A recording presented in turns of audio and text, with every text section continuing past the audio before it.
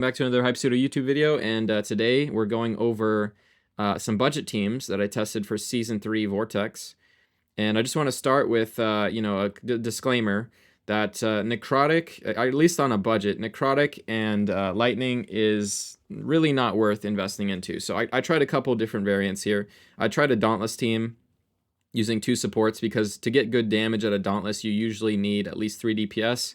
And, these are the 2 best supports I could think of because you've got cleansing, defense up, healing, more healing and damage. And he's also good at applying an artifact if you need like Witch's Remains or something. I guess you could try Megan, but then you wouldn't have enough healing. You could try, there's a lot of options you could try. But on a budget, I don't think, no matter what you try, it's going to do too well. You'd have to upgrade to like legendary supports and stuff.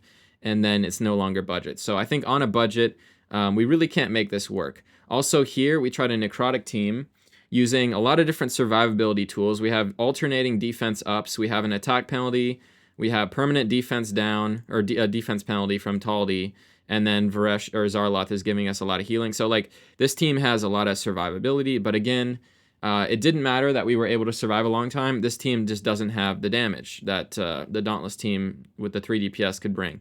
So we still only did slightly better, 1 million more damage, surviving much longer. So it turns out that it's not really worth investing into Lightning Necrotic this season if you're on a budget. I would just use those characters more in dungeons and stuff and just, focus on other elements for Vortex. Now, I tried out Corrosion without Rook, since he's like the main damage dealer. And we're using this rare who does a percentage of Corrosion as damage immediately. So you put up a bunch of Corrosion and then she hits really hard on the ult. She can do some okay damage, but it's like nowhere near Rook. It's nowhere near as broken.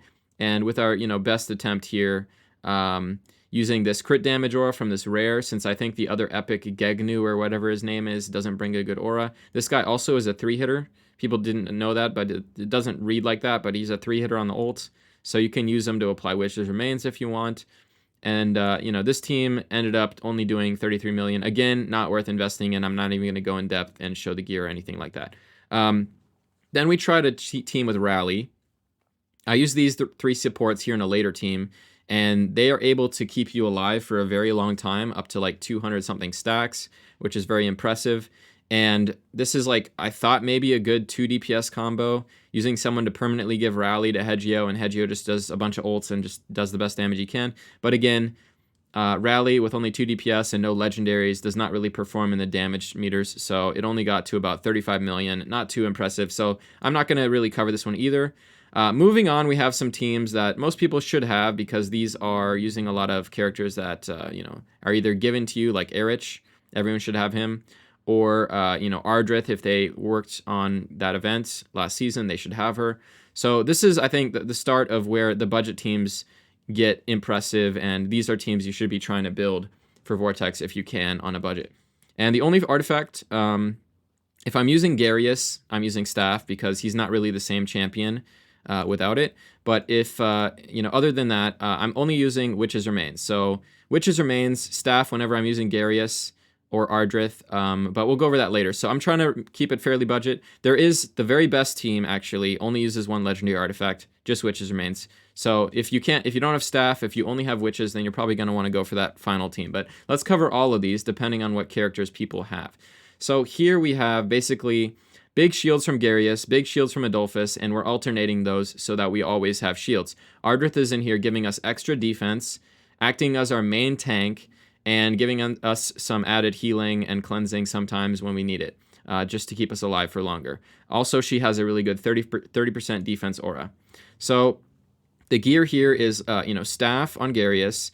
We have the Ancestral set to mitigate some damage. Also, we want this on the tank that is not getting the Call of Lightning so that they can reduce the damage that the tank who is taking the Call of Lightning takes, because that's usually going to be your first, first person who dies. So Ardrith in this case is our main tank. She's taking the Call of Lightning. And this new artifact, the Craven's Eye Patch, is extremely good at mitigating the amount of damage that Call of Lightning can do in a single hit. So if you're taking over 35% of your total HP in a single hit, it's going to mitigate 40% of that damage, which is incredible. So if you were normally going to get 1 shot, you'd only take 60% damage instead. So this is amazing on a tank to keep them alive. And then it's also a defense percentage artifact, which we want to stack on Ardrith. And because we're already stacking defense, and that's the only stat that really matters on her, we're going for defense stacking Puppeteer set, which is spreading the defense to allies around the target. So, and then the mythics we're using, again, we're using this mythic that increases healing and shielding, since that's what they're doing. They're healing and shielding. It's the best for basically any support that does healing and shielding. And then over here with Adolphus, we're doing another Puppeteer set, spreading even more defense around, but focusing more on enlightenment on the rolls, getting an enlightenment body armor, enlightenment rune, etc. Just focusing on enlightenment. But also a little bit of defense in there to help give us even more defense. And the defense that he's giving to Ardrith and Garras is also increasing their healing, so it all kind of synergizes in the end. And then we have Erich with accuracy applying our Witch's Remains. Otherwise, we're just going crit rate, crit damage, attack percentage, trying to get some damage out of him. And finally, we have Tonalnon with, I think I'm going crit damage gloves, because you only need 80% crit rate on her, and the music box already gives 30% crit rate, so it's very easy to go crit damage gloves and get more damage out of her that way. And we should always have shields in this team, so this should always be active. And I even set up the timings in a way where it'll guarantee it's always active. So here on the timings, we have Garras ulting before the boss does, which gives us the shield for the next 10 seconds, lasting all the skills except for the defense penalty, skill that puts that on us. We have Ardrith ulting just after that defense penalty skill, so that she has a chance with her auto attacks to then cleanse that defense penalty, so that when we do get hit on the ult, we don't have as many defense penalties on our characters. And also, this coincides with she's going to be giving this healing buff to Garras so that his shield from the staff is bigger. So this is a good, normally you wouldn't time Ardrith because she has a low cooldown, but in this instance, I feel like it's good to time her in this team. Because we normally will have shields all the time, and we won't be at risk of dying. So having her time to guarantee a bigger shield and guarantee some cleansing is better. With Erich, we have him ulting at 17.9, which is about 12 seconds before the crown from Adolphus. And the reason for that is because he needs about 2 seconds to apply Witch's Remains, and the crown cannot overwrite the Witch's Remains. So we need to make sure we give about 12, not just 10 seconds of delay there.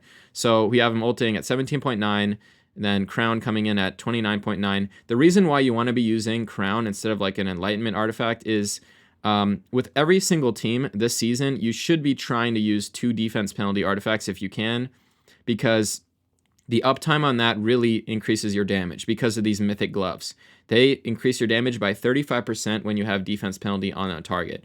So even though the crown isn't as good of a defense penalty as the Witch's Remains, it still counts as a defense penalty for these gloves. So it's bringing a lot of damage, and so we're trying to find a way to always have defense penalty, even if it's just crown. So that's why we're using it on here on Adolphus, and so we had to build some accuracy on him. We have accuracy, enlightenment, and some defense. Those are the 3 main stats we're trying to get on him. And then we have Tonalnon ulting at 21.6. This is like the very last moment you can hit the boss before you get hit by the ult, just to make sure if we do die on that ult, she'll get her damage in. And we're having her ult 0.1 seconds after Garras here, just to make sure we have shields, because she's using the music box. This will guarantee she always has shields. And yeah, those are the timings for this team. Pretty good team. It survives about 200 something stacks, depending on the weekly buff. That might vary, and it gets 53 million. Also, I'll show you guys the weekly buffs I've been testing all these teams on, so you guys can know. So the boss takes 40% more crit damage. So for example, the wild team is always critting. All the damage they do is based on crit damage. So obviously we're going to get a little bit more damage. And then when an ally receives healing, they gain a shield equal to 50% of the healing. This doesn't really matter on this team because we're already gaining shields from our heals with staff. So that really doesn't matter too much. But yeah, this team was able to reach 53 million in like 200 and something stacks. So pretty good. Here we've got another variant of pretty much the same team using similar supports, except now we're taking out Garras and swapping Elminster in for Adolphus, and then using 3 DPS. And this also managed to get 53 million. So if you, for some reason, you want to use 3 DPS, maybe you got a legendary DPS like Felicity or Rosh or Casper or something, you could put them in here instead of Netta. We just use Netta because she has a high wild chance, so she's going to help build our Tonalnon and our Erich's stacks up a little faster. So she's a good support as well for them. And we're using basically the same idea here with alternating Crown with Witcher's Remains. So we have here we have Elminster at 21.6, giving us that attack penalty when we want it before the boss hits us with the ult. And we have Erich at 29 seconds, which again, it's a little different if you're doing the Witcher's Remains after the Crown, because we can overwrite the Crown. So we're about, what is this, 7 seconds after. We could even extend this to 30 or something if you wanted to, but we're 7 seconds after the Crown is applied, which means we're going to overwrite the Crown, and then next turn at 41 seconds, the Witch's Remains should have already expired, which gives us a chance to apply the Crown again. So again, you want to alternate by like 12 seconds if you're using a character who does not immediately apply the defense penalty like Erich. And then the other timings, we have Netta on default. She has a low cooldown on her ults. We have, again, Ardrith on also default, because without Garras, there's no real need to time this ult specifically. We just want her ulting as often as possible, cleansing, healing, and yeah, since no one else in this team is healing, we just want her to be ulting as often as possible. And we're using the staff on her. So in this team, we're using the staff to get some extra shields in between the Elminster shields. And we're going, again, Music Box. We decided to go Eyeball on Netta because a lot of the damage she does is in that ult. She does 800%. It's a pretty hard-hitting ult for a rare. And yeah, like I said, this team is another variant that also reaches that same number, 53 million. Moving on from Wild, we've got ourselves really the better teams. I mean, Ice Blast was overtuned. Everyone knew that. But going forward here into Season 3, it's still the best option for a budget team. And here we got 59 million using 2 supports and 3 DPS. Choosing to use the classic Bled and Girthin, and then throwing in Nord since Psychic would not have enough ice crystals to really perform. So we want someone who can at least give himself or give other people ice crystals, and Nord can do that. He kind of helps support their damage a little bit. And this team, we have only 1 legendary artifact this time. So this is a little more budget. If you don't have staff, if you've only got Witch's Remains, then this is probably the team you should be going for. Actually, the next one will be. But this is one variant. So we've got Bled in here applying the Witch's Remains. We've got the Crown from Furbath. We're going for this mirror just so that we can get some big clutch heals later on when we're taking a lot of damage out of Vikuk. And we went for attack speed on Nord because his auto attacks have a chance to give ice crystals. So we just want him to be attacking as often as possible to help give us more ice crystals. And it also, increases his damage a little bit. So for timings, again, 26.8. Okay, this is interesting. I'll mention this. So Vikuk has a battle skill that does attack penalty, and we can use a certain amount of skill haste to plan around this. So with 32 skill haste, exactly, I mean, it could be a little higher, a little lower. It probably will have the same result, but with 32 skill haste, we're able to land the attack penalty right before the boss ults, so we don't need to have attack penalty from Furbath for that time period. So instead, we're delaying him at 26.8. That way, we have basically attack penalty for every single ability that the boss does. We have it for the ult from Vikuk's battle skill, and then for the next 3 skills, this 10-second attack penalty from Furbath will cover those. So basically, we have permanent attack penalty on all the damaging hits that we're going to be taking with these timings and that amount of skill haste on Vikuk.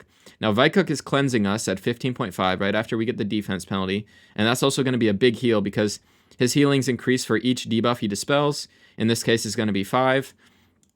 And we've got Girthin on auto because she has a low cooldown. We don't want to hold her back.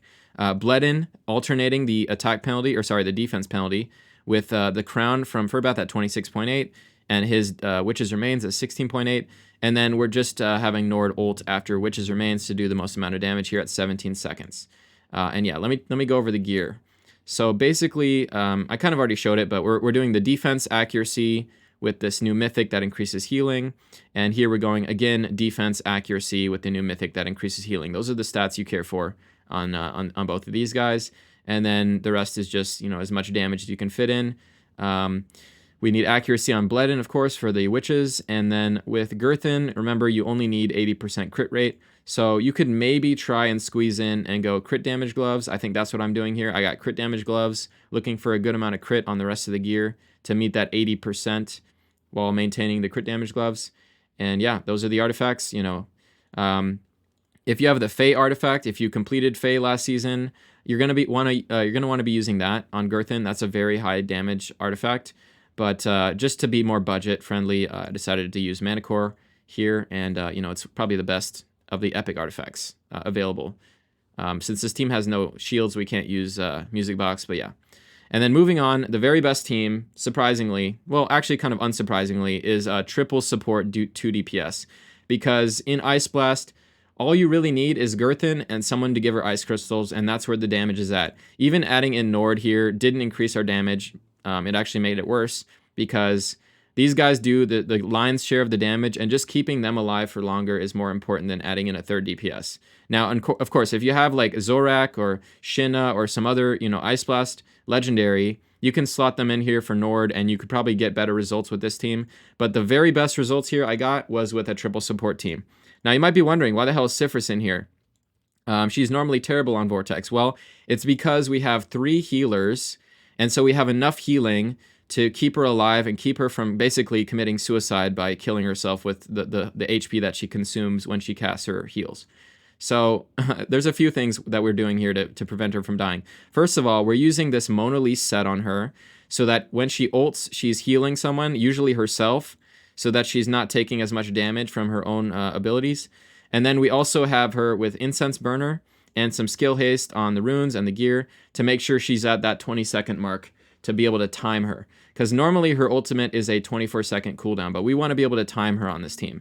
So we have her ulting at 21.6, you know, again, before the boss ults and hits us, and that covers multiple abilities with this defense up that she's granting to our allies, which is a massive defensive layer that is going to extend our life by a lot over the course of the fight. And this also will increase the amount of healing that Furbath gives. It'll increase the amount of defense that this set bonus is giving temporarily, because this spreads the amount of defense that the character has around everyone else. So it's like a compounding factor of the defense up is increasing our healing and increasing the, you know, defense we get from the set bonus. And since we're using 2 of those set bonuses, actually, never mind. We're using it just once here on Furbath to give more defense. He's going to have the highest defense out of everyone on the team. And then we have Vikuk here with the Ancestral Protection. I think the reason for that is because he was the first to die. Furbath was the first to die on this team. And so we needed someone who could mitigate damage on that single target Call of Lightning. And this was able to help us with that. So 15% of that damage that he would be taking Vikuk will take instead. And it's because we couldn't on this team fit the eye patch, which would have kept Furbath alive a lot longer. We had to go Crown on him because it's convenient. It gives accuracy, it gives defense, both stats he wants, and he is already applying a debuff, so it makes sense to use it on him. And no one else on this team, except if you used it on Girthin with accuracy, can really apply the crown. Neither Vikuk nor Sifris can hit on the ultimate, so he was really the only option for that. And like I mentioned before, you want to have 2 defense penalty artifacts because of these gloves and the amount of damage it'll bring. So again, let me look at the timings here. We have alternating defense penalties. We have 26.8, 16.8, and then we have attack penalty here covering, again, those main abilities. And again, with Vikuk, with around the 30-something skill haste. Actually, it's not here. I probably need to change the gear, but you should have about 30 skill haste. So keep that in mind. I didn't fix this yet, but you should have about 30 skill haste to have that attack penalty on the ult each round. And that way you cover the boss with attack penalty the entire fight. So basically, you have permanent attack penalty, you have defense up when it matters, you have cleansing to never have the defense penalty on you, and these 3 supports basically just, you know, put in a lot of work. This team survived, I don't know, like 240, 260, 270 something. It survived a long time. So we survived a very long time, giving enough time for Girthin and Bledin to get the damage in. And gear-wise, they are basically the same as before. You know, 80% crit and 80% crit with accuracy. Here we have the Mona Lisa set. One thing to keep in mind with the Mona Lisa set is the healing on it is scaled off of the wearer's HP. So you want Furbath to be your tank. You look at whatever HP value he's at. Here, in this case, he's at 58k because we're stacking defense, not HP. So he's at 58k, and you want to have her just below that. So we have her here at 55. You don't want to overstack it. You don't want her to be the tank, but you want enough that you're going to get a significant heal out of this set. So this set, after casting an ultimate skill, the wearer heals the ally with the currently lowest percentage of HP by 15% max HP. That's based on her max HP. If this said target's max HP, it would be based on the HP of the target she's healing. But in this case, it's max HP, so this set will heal based on the wearer's max HP. So getting some HP on her is nice. We're also going defense. She doesn't do any damage, so, you know, you just want her to be tanky. HP and defense are the way to go. And yeah, that's the best team. 63 million, survives a good amount of time. Unfortunately, we don't have any really great aura for either of these teams. We're just using an HP aura. But yet, it still performs better than all the other teams that I tested so far. And then moving on down this list, this is the teams I've already covered in my previous video. These are not budget by any means. So, 63 million. I'm pretty happy with this team. I'm pretty proud of this. For, you know, the budget, it's only using one legendary artifact and some Ice Blast epics that hopefully you guys got last season, and then some epics that have been around since season 1, so there's been a lot of time for you to get these. And if you don't have one of these, then you can wait for a banner where the epic is on that banner, and you can summon, I think it's 6 dice to guarantee yourself that epic, and then you can go from there. So this is the best budget team. If you had another Ice Blast legendary or something, you might want to swap out Nord and try this team instead. But, you know, if this is what you've got, then go for this one. So, hope you guys enjoyed. Hope this helps you guys figure out some budget teams. Don't even bother with Lightning Necrotic. Don't bother with Corrosion without Rook. I wouldn't bother with Rally. I would say you use one of these Wild variants or one of these Ice Blast variants, and that's going to be your best bet. All right, guys. Thanks for watching. Take care. Peace.